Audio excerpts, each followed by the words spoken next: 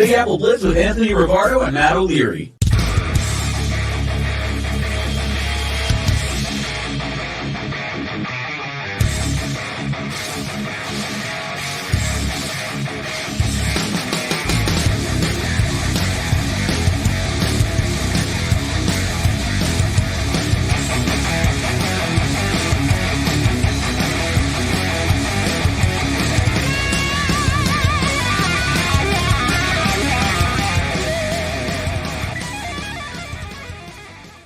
Hello and welcome to another episode of Big Apple Blitz here on a Thursday morning. What is going on? Matt O'Leary with Mitch. I do too many podcasts, man. With Anthony Rivardo. Anthony, how are you, my friend? I'm doing great. It's been a pretty wild week for the New York Jets and for Jets fans. I'm excited to go ahead and discuss that. Obviously, later on, we'll get into Giants versus Bengals on primetime this upcoming Sunday. But man, what a week for the Jets. Yeah, we'll get into the Giants preview in the second half, but figured we'd start with the Jets. And since the Jets are on Monday Night Football this week, we will preview that game on Monday. Instead, we have a lot to get into with the New York Jets coaching changes. So we'll go chronological here. The Jets decide on Tuesday morning that Robert Saleh will no longer be coaching the New York Jets. Everyone online had their theories. Some were saying that this was an Aaron Rodgers decision. Some were saying that the timeline was, Saleh came in, said he was changing the play caller. Aaron went to the owner, and then the owner fired Robert Saleh. Then there was, Woody and Rodgers spoke on Monday, but not about Saleh. And then that it was a surprise on Tuesday. A lot of mixed reviews to me on this coaching change. And then today we have the news that the play caller is changing. So a lot to get into. But first on Robert Saleh's firing, I was surprised by how many people kept bringing up that the Jets have a really good defense under the Robert Saleh era and that it's not Saleh's fault and he shouldn't have been the one fired. And I get it. Nathaniel Hackett's really bad. I'm not here to defend Nathaniel Hackett. And later on in the week, they would change the play caller. But Robert Saleh is the head coach of the team. He was a big part of putting this staff together. Now, Hackett might have been forced on him a little bit, but he brought in the rest of this offensive coaching staff, which isn't really all that good. And if he was the Jets defensive coordinator, that's fine. We could talk about how this defense has played the last 3 years, but that's not his job. He's the head coach, and they've always come out unprepared, and they're a very undisciplined football team. I guess I was just a little bit surprised by the narrative that was coming out on the more national side that, Saleh was undeserving of losing his job here. Yeah, I was surprised by it too. Obviously, you guys know where I stand, and I kind of made my stance very clear in the offseason that if this team underperforms, you have to point towards the coaching staff and not just Nathaniel Hackett. But the head coach puts that offensive coordinator in place. The head coach gives that offensive coordinator its power to do what it does. And on top of that, this Jets team has looked underprepared and undisciplined through the first 5 weeks of the season. So you combine all of that, and to me, it was pretty clear and obvious that a head coaching change was needed. Now, did it need to happen in week 5? Is this premature? I think you can open that up to debate. But if you're kind of sitting here saying, we're going to fire him eventually, we just don't know when, then you should probably just get it over with, and I think that's where the Jets were. I think they realized, listen, the future of this team, the direction of this team, it's not going the way that we want it to. If we don't make a change immediately, then we're not going to be able to salvage the season. And I think they're hoping to salvage it and turn things around and spark it. But I do have question marks. It's this is a team that entered the season with Super Bowl aspirations. I don't think there's ever been a team to fire a head coach mid-season and still make a run into the playoffs that deep or go to the Super Bowl. So I don't know what the expectations are now for this Jets team after 5 weeks, a few really bad losses, and now a new head coach taking over. It's definitely uncharted territory, and I understand the thought when looking at a coaching change in season and how that impacts the rest of the way. It's rare that you get one this early on a team with such high expectations. Usually these coaching changes happen in November or December, and the interim tag goes out for a handful of games and teams are already way out of it. So I think that plays a factor in this. And while I do agree, I was surprised by the timing. I thought maybe if they lost on Monday night and dropped to 2-4, then they'd make that change. But I think this was kind of, the Jets pulling the ripcord and saying before this season gets completely out of hand, we have to make this change because as I feel like I've said this a million times, I might be a broken record here, but as poorly as they've played and as bad as what they've looked through the first 5 weeks, they somehow figure out a way to win on Monday night. Well, they're in first place in the division, and suddenly, like the narrative around this team changes a little bit. And I'm not saying that if they win, they're going to just go on a run and finish 12-5 and win the division. Everything's going to be fine and dandy. But I think them being aggressive is actually kind of a change of pace here, because I feel like if this was really the same old Jets, they would have let Robert Saleh, coach the rest of the year, or maybe they'd pull the plug after they were like 4-7. And at that point, it feels like it would have been too late. So this just kind of feels like, Woody Johnson and the Jets brass trying to give this team a wake-up call. They're clearly talented, but they're just not very well coached. And the hope is that changes under Jeff Ulbrich. Yeah, and I think that there is a chance that it could be some sort of a spark and it could help the team turn things around. But ultimately, when the news broke, I thought, the Jets were going to be firing two people at the same time. I thought it was going to be Saleh out the door and Nathaniel Hackett out the door. That isn't the case. Nathaniel Hackett's still here. However, he did lose his play calling duties this morning, which I think is a necessary change. But I am curious your thoughts about that. Hackett still being on this coaching staff, still being in the building. Is that a problem? Well, did you see his new role with the Jets? I didn't see his new role. I know that he's not calling the plays, but I don't know what his new role is. Okay, so I tweeted it out. Here you go. Here's Nathaniel Hackett's first look at Nathaniel Hackett in his new role with the New York Jets. He's Aaron Rodgers' buddy who's going to be getting coffee. No, but in a perfect world, I would like him gone. I don't think that's a realistic ask, but it's going to be Todd Downing coming up with the play calling. It's going to be, it's going to be Todd Downing doing the play calling. It's going to be Todd Downing game planning. I don't know what Nathaniel Hackett's going to do on a week-to-week basis, and what his role will be like, both on Sundays and then like throughout the week. It's strange. It's definitely strange. And look, like Todd Downing wasn't great in Tennessee. In 2022, they were really bad. But in 2021, there were some things to like about that offense. They were 12-5 that year. They were 15th in points, 17th in yards. They're a very good rushing team. Now, obviously, they had Derrick Henry when he's more in his prime, but Henry missed 9 games that year. So even without Henry, they were still pretty productive. So I'm just hoping that they could get to like somewhere in that league average range. I don't think it just snaps and the Jets are putting up 30 points every week. But with the Downing addition and with Ulbrich in here, like I keep seeing how much does this really change? Like we know Downing's not great. Ulbrich is another defensive coordinator, but Robert Saleh was a very conservative coach, and I'm wondering if Ulbrich leans more on the aggressive side, if just that style alone impacts the offensive play calling and how they decide to go about these games in key situations. Yeah, I think that's intriguing. And you mentioned the Titans and Derrick Henry. I do wonder if this is going to spark a hopefully more productive rushing attack. Hopefully we get some more Breece Hall touches for one of my fantasy teams. That would be really hugely important for him to start producing. And I think that if you are going to make a change that sparks a better rushing attack, I think it is making Todd Downing the play caller. It does kind of remind me, though, this Nathaniel Hackett situation, a little bit of Mike Kafka's situation. Now, Kafka was the OC last year. He obviously got demoted from play calling. Brian Dable took over the play calling. And to be completely honest, the play calling is a night and day difference. Brian Dable's offense looks significantly improved this year compared to what it did last year when Mike Kafka was running the offense. And sometimes I think that a change in the play caller, even if it is the same playbook, can really make a drastic shift in the way that the offense runs. And now Hackett, like you said, is kind of looking like he's going to be running coffee to and from the players and the assistant coaches.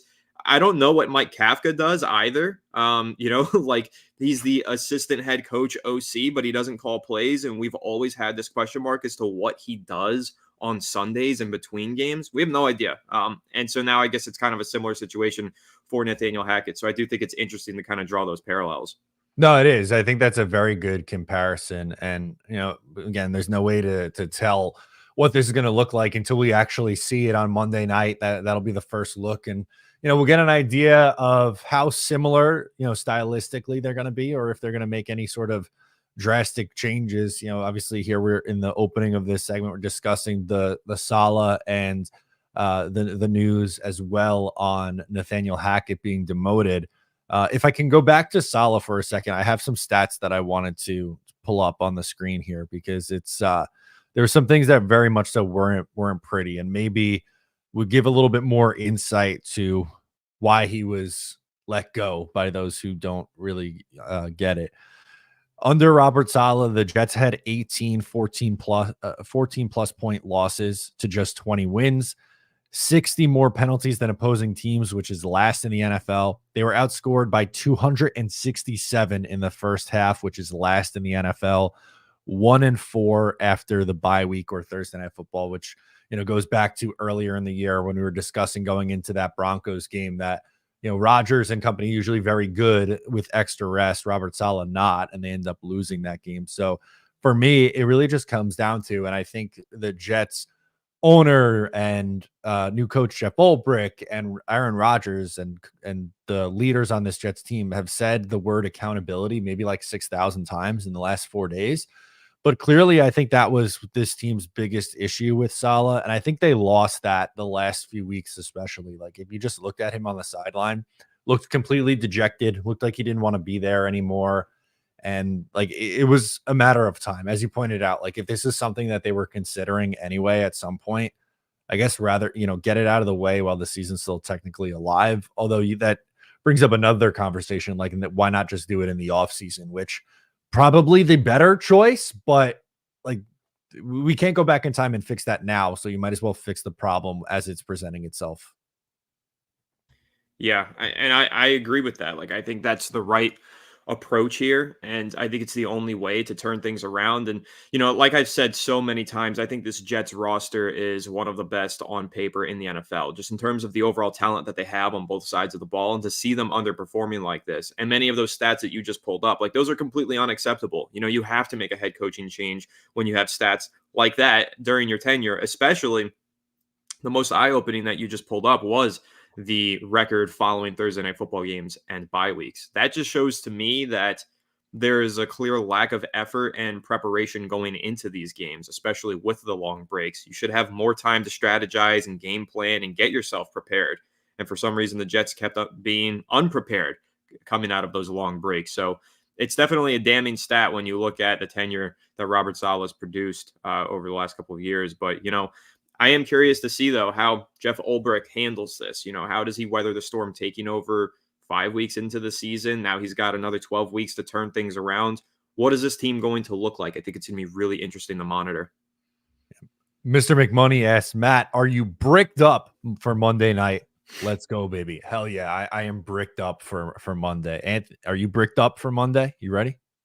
I am feeling good. I'm excited. We got Peter S hanging with us as always. We appreciate you. And he says, what a difference a few days make, but come on, JD, let's get the Adams deal done already. I feel like that would be the cherry on top this week for Jets fans with new head coach, new play caller, and the weapon in here. That would be a 180 vibes after dropping their last two and dropping to 2 and 3 at that point. I know you're not like the biggest Davante Adams to the Jets guy, but just from a vibes perspective, I think it would change some things. From the vibes perspective, I'm all about the vibes. I love having good vibes, and I think this would definitely bring the vibes. And I'll say I'm going to change my stance here. While I wasn't the biggest proponent of a Davante Adams trade prior to the Robert Saleh firing, now that it's occurred and now that Nathaniel Hackett is no longer calling the plays, yeah, let's push our chips into the middle of the table. Let's go for Davante Adams. So I have changed my mind on this. I just think my biggest problem was I thought the team had bigger issues to tackle. And I actually think that they've tackled them. They took Hackett out of that play calling spot. So now I think that we could see some sort of a spark in this offense. I think we will see a more productive rushing attack under Todd Downing. And I think that we could see the offensive attack, or the passing attack rather, have a little bit of a spark as well if they trade for Davante Adams. Plus, Jeff Ulbrich, he apparently gets a lot of credit for a lot of the success that the defense had, maybe even deserves more credit than Saleh had. Who knows? I think that the pass rush will be fine. I don't think you need to prioritize doing anything there. I saw Woody Johnson called for Hassan Reddick to please report to the team. Hopefully he does. But no, again, I've changed my stance and I'm with it now. I think Devontae Adams, now that it's no longer Nathaniel Hackett running the show on the offensive side of the ball, makes a ton of sense. It absolutely does. I wanted to pull up another stat on the play calling, notable Todd Downing stat as he takes over. Offense was good in the red zone, 6th in the NFL in conversion in 22. And they were a really bad offense in 2022, but good in the red zone. And in 2021, they were 8th in the league. Again, I'm not expecting the Jets to make that jump to a top 10, but any upgrade I could get on the offensive side of the football, like I'm just willing to take right now because it's clearly the thing that's held them back the last 2 weeks. Yeah, and I'm curious to know your thoughts on what this rushing attack is going to look like going forward. Do you expect to see more Braylon Allen? Because obviously, with Todd Downing coming from Tennessee, he was coaching Derrick Henry, as you mentioned earlier. And I even saw on that tweet that you just pulled up, the top comment was, "We don't have Derrick Henry," and that's true. The red zone efficiency for the Titans in 2021 and 22, a lot of that had to do with the fact that they had Derrick Henry in their backfield, and you could hand it off to him from the 5-yard line, and he's going to run through 5 different people and fall into the end zone. I don't know if the Jets necessarily have the personnel to pull that off, nor any team that doesn't have Derrick Henry, but they do have Braylon Allen, big bruising back. Do you think that he gets the ball more since he can kind of emulate some of the things that Derrick Henry was able to accomplish under Downing? Yeah, I think so. And I'm really hoping that the Jets move to a more power run scheme, which is something we discussed a lot in the offseason and in training camp. It looked like they were going to do it. And then through the first 5 weeks of the year, they didn't. They just stuck with the zone rushing attack, which was very bizarre to me after, all the changes to the personnel that they made. And I hope it's something that they do because Breece Hall has not been good in the zone rushing attack this year, and throughout his career, he's actually been better in the more, power opportunities. But as you brought up Braylon Allen, like, yeah, he's a big bruising back. It's unfair to compare anyone to Derrick Henry because he's, the cream of the crop as, the bigger running backs. But can he be 60% even of what prime Derrick Henry looked like? I hope so. And if that's the case, I think that adds a significant upgrade. The Jets cannot run the football right now. That's a major issue for them. I believe the last 2 weeks they had well under 100 rushing yards. I'll pull up the exact numbers right now as we're talking about it. And it's been an issue. And that's part of the reason why the passing attack has struggled too, because they know that they can't run. They had 36 rushing yards against Minnesota and 64 against the Denver Broncos. That's not going to cut it. The 2 games they won, they went over 100 yards. The 3 games they lost, they were under 100 yards rushing. I think that's going to be key for this offense. Absolutely. And again, key for my fantasy team. I need Breece Hall to start getting some more touches and touchdowns. So I think this rushing attack being sparked by Todd Downing will definitely be something exciting. And I really like Braylon Allen. I think that he's a really exciting, fun talent. And the more that they get him the ball, the better. Obviously, they need to balance Breece Hall being an absolute superstar and weapon in both the rushing and receiving game. But I just love what Braylon Allen brings to the table. I like the idea of having that fire and ice in the backfield. And I think that in many ways, the Jets can emulate a supercharged version of my favorite New York Giants backfield of all time that had Brandon Jacobs and Ahmad Bradshaw. I think that Bradshaw role of being a very good zone runner and outside runner and receiver, that can be filled by Breece Hall to a much higher level than Ahmad Bradshaw was able to do it. And then that Brandon Jacobs role of being that big bruiser who just runs through people on short yardage situations, that's Braylon Allen. So I love when a backfield is set up like that. And I think this Jets backfield is set up for success. Now it's just about Todd Downing sparking the offense and unlocking something from those two.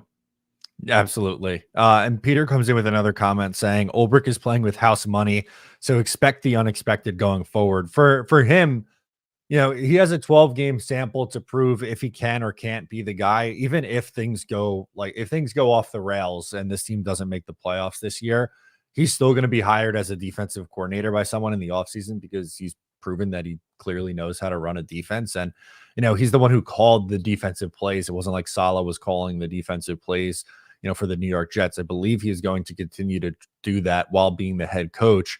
But point being, why not take some risks? Like if you're going to, you have this 12-game opportunity, you want to prove that you're the guy. I don't know, get aggressive with it. I'd almost be surprised in a way if he stayed status quo to what Saleh was doing with the like race to 20-point comments and, going much more conservative with it. I wouldn't be surprised if he takes some more shots.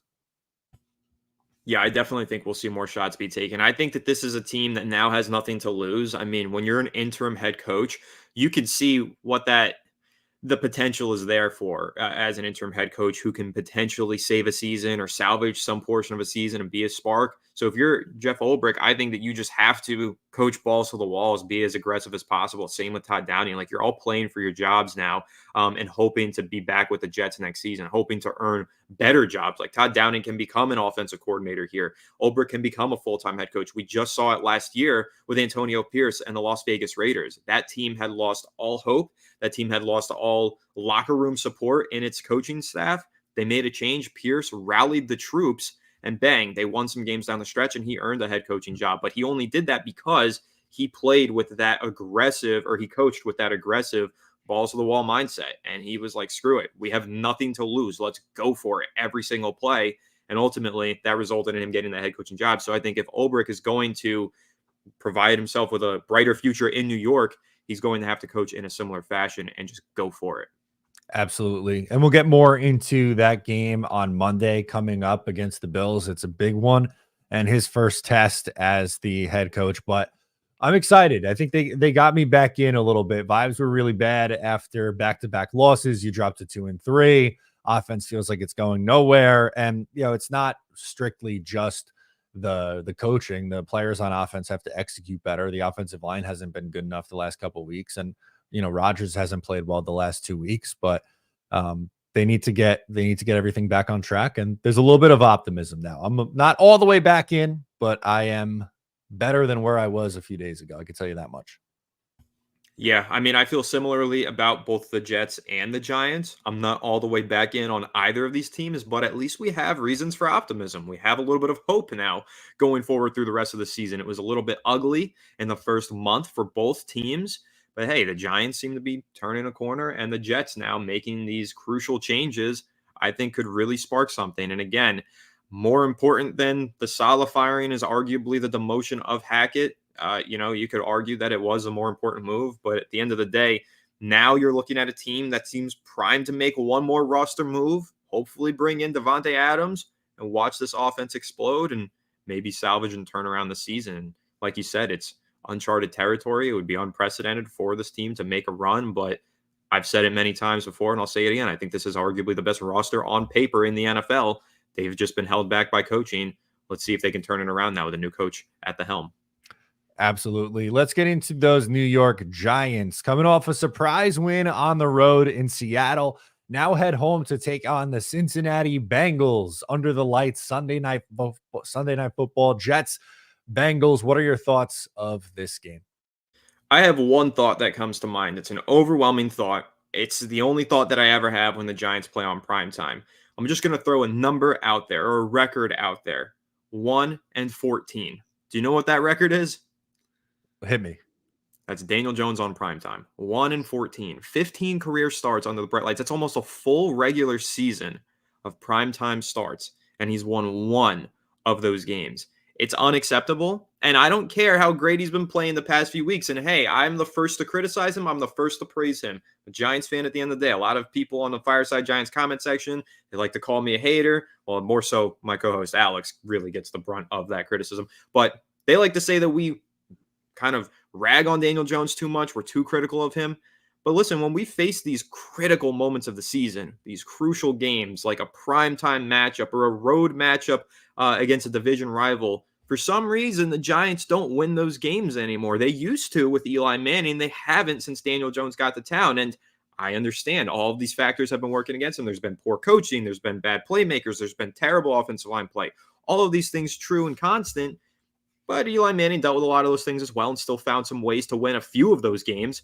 But we're talking 1-15. That is unprecedented levels of failure from a starting quarterback under primetime. It is the worst primetime record in NFL history. I mean, this is one of those games where the Giants, yeah, have been playing better in recent weeks. Daniel Jones has been playing better in recent weeks, but it's all for naught if they lose this game, in my opinion. You're at home, week 6, you have a chance to get back to 500. You're playing a 1-4 Cincinnati Bengals team that is probably better than their record suggests, but even still, they're 1-4. You're at home. It's prime time. It's put up or shut up time for Daniel Jones. I know he's played better the past few weeks. It doesn't mean anything to me if he can't win a game on prime time. No, absolutely. And if you look at how Daniel Jones has played over the last 3 games, it's been pretty good. 4 touchdowns to 1 interception, a 99.1 rating. The 1 pick was at the end of the Dallas game. He's completing 70% of his passes. If you pace it out over a full season, 4,300 yards, 23 touchdowns to 6 picks. That's awesome. The unfortunate thing is you can't take a 3-game sample and say that's what he's going to do, because he's had 65 career games, and there's been a lot of ups and downs to his career. But if he gets a similar performance against, frankly, a defense that really isn't any good, the Cincinnati Bengals' biggest issue has been the defensive side of the ball. They've allowed, let's see, 38 points and 41 points in 2 of their last 3 games. Their one win has come against Carolina, and they still gave up 24 points to the Carolina Panthers, who have been anemic on offense.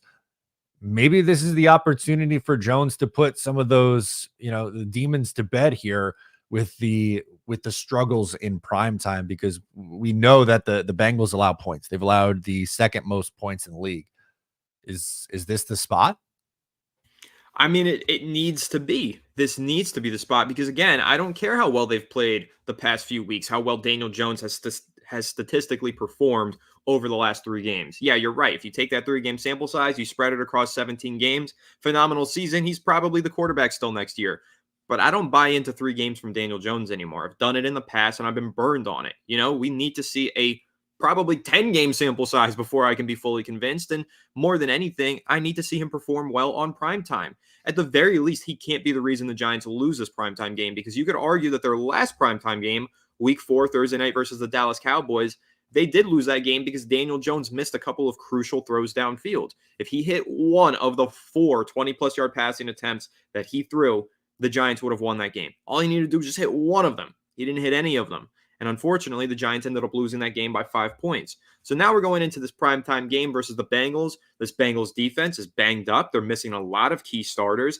The Giants offense has been rolling. They've got a new young running back who's been playing well. They've got, obviously, Malik Neighbors. Slayton's playing well. Wandale is playing well.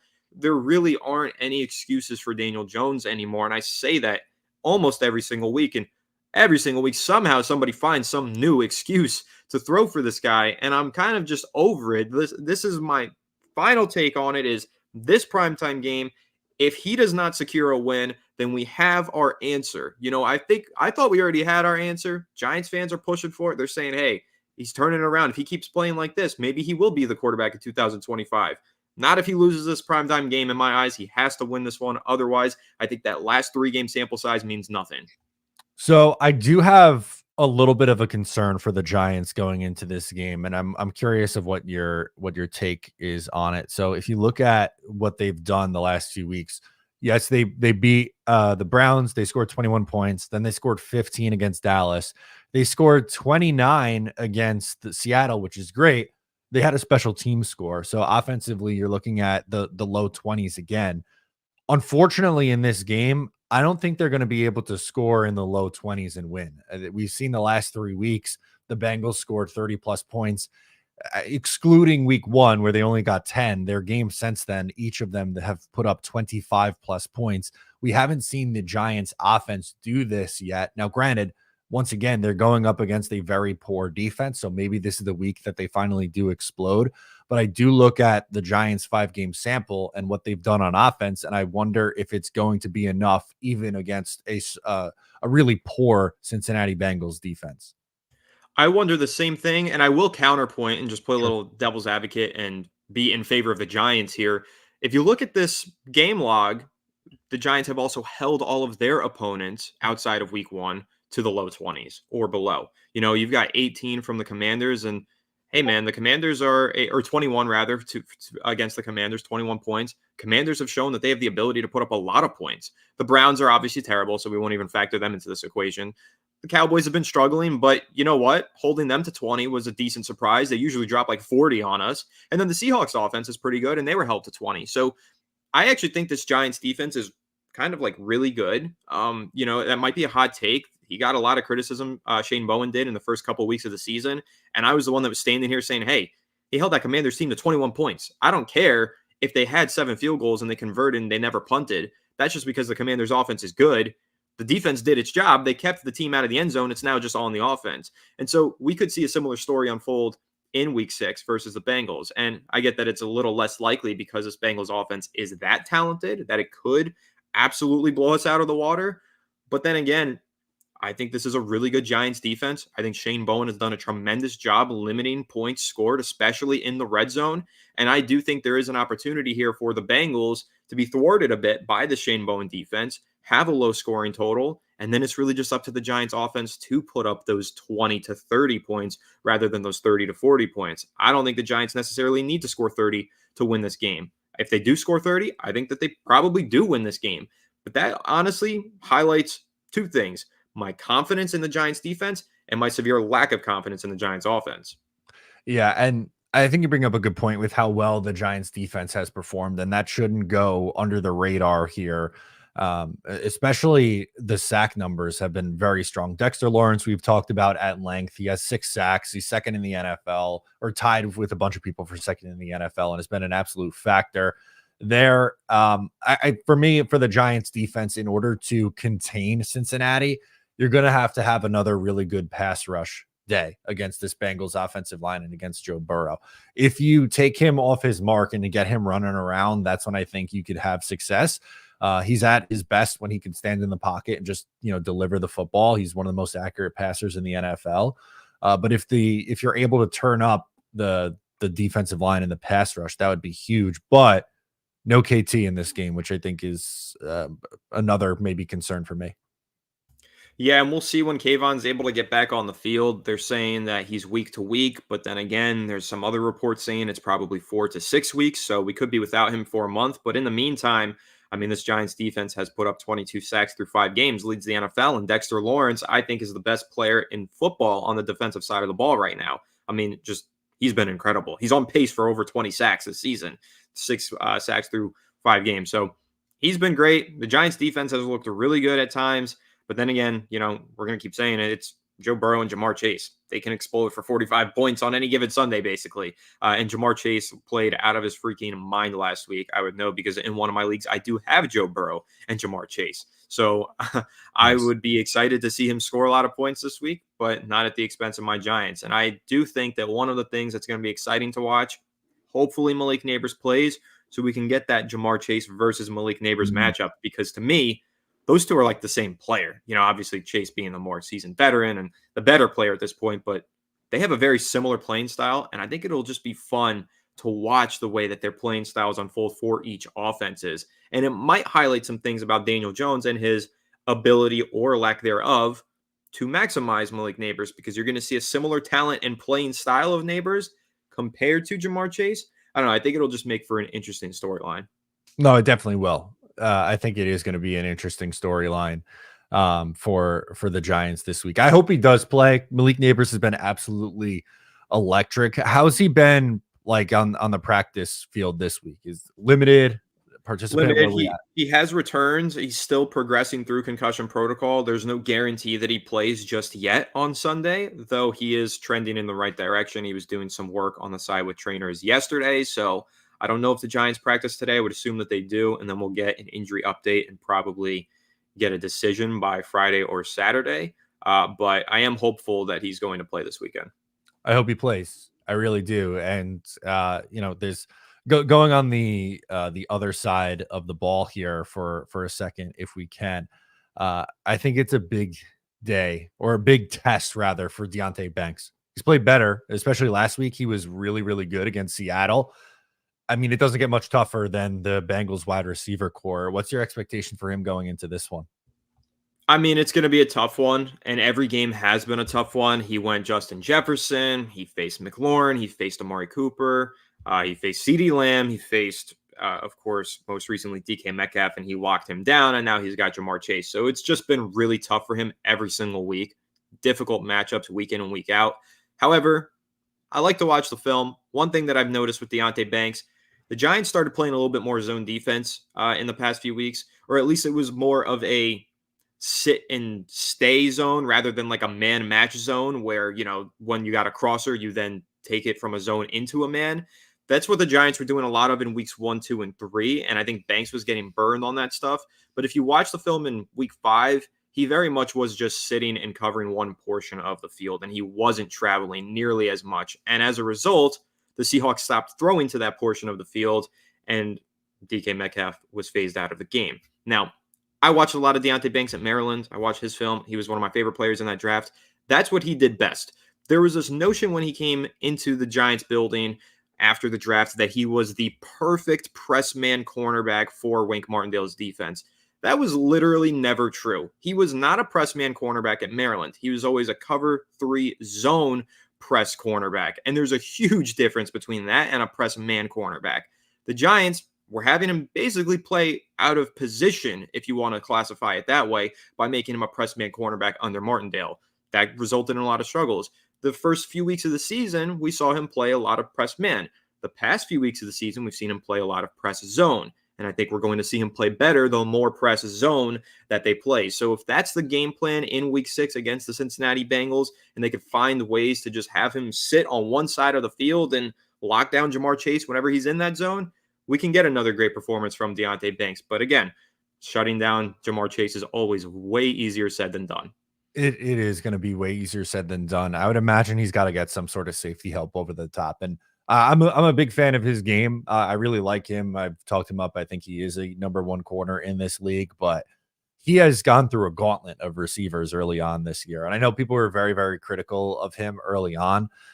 Did play better this past week, but really tough first stretch of games here to go against these wide receiver number 1s. And another tough one against Cincinnati here, but hopefully he can play up to par. Let's start transitioning into prediction time. I know we've done a lot on the preview side of things. Are the Giants going to get back in the win column for a second week in a row here, or does things come back down to earth in your eyes? I mean, listen, if I'm placing bets, it's really difficult to bet on that 1-14 record and Daniel Jones under the primetime lights. Like, just being completely honest about it. I like to think that the Giants have a legitimate chance of winning this game. They're playing better. I think Dable is coaching his ass off, and he's really starting to make Giants fans eat crow, myself included, for some of the takes that we had in the first 3 weeks of the season. Dable's been great, and the defense has been excellent. This is a well-coached football team. They had their lapses in the first few weeks of the season. Again, I'm always a proponent of playing in the preseason so you don't have those lapses. The Giants didn't do that, so they had those lapses. But now, over the past few weeks, they've turned things around. They look like a well-coached unit, and I think that they have a legitimate chance of winning this game on Sunday. But I don't think they will, because I just can't trust Daniel Jones in prime time against a pissed-off, explosive Bengals offense. Yeah, this is for the Bengals. This is win or your season is completely cooked at this point. And they've had a couple really tough losses. The Kansas City game, 26-25. Overtime last week, 41-38 to the Ravens. I think it'll be tight. I'm going to go 27-20. So I think the Giants keep them under 30 points, which that in itself is a mini win here, as they've gone over 30 each of their last 3 games. Unfortunately, I just don't know if they have enough to keep pace. Now, if they get a defensive score or another blocked kick and are able to return it, I think that's going to be the difference. If the Giants do upset and win this game, I think it's either the defense gets a score or there's another big time special teams play to change momentum. But if they don't get that turnover or change of possession in that way, unfortunately, I think it's going to be really tough for them. Yeah, I do agree with you. If I have to go for a final score prediction, I think I actually really like yours. 27-20 is what you said? Yeah, 27-20. I'm going to stick with that. I think that's a good score prediction. Because again, I think that this Giants offense is going to find ways to score. I just don't think they're going to be able to score enough. And I think that this Giants defense, I'm going to go 24-20 because I have a little bit more confidence in the Giants defense. And I don't want to just predict the same thing. But yeah, no, you're right. Like, it's going to take a Brian Burns strip sack, or it's going to take Tyler Nubin getting his first career pick, something like that. You know, someone has to force a turnover. That's the way that the Giants can win this game. And if it doesn't happen, I mean, you're going to have a really tough time shutting down a Bengals offense that just personnel-wise matches up really well to beat you from the Giants defense perspective. Absolutely, it does. So we'll be back on Monday to recap the Giants Bengals game. Hopefully, we are caught by surprise for a second week in a row and get a Giants win. And then we will preview Monday Night Football, Jets Bills, new play caller, new head coach. Exciting times for these teams. Make sure to follow along on the YouTube channel here on Big Apple Blitz. You could catch Anthony on Fireside Giants. Me, I'm over on Matt O'Leary NY or Talking Jets. That'll do it. I'm Matt. He's Anthony. And we will catch you next time.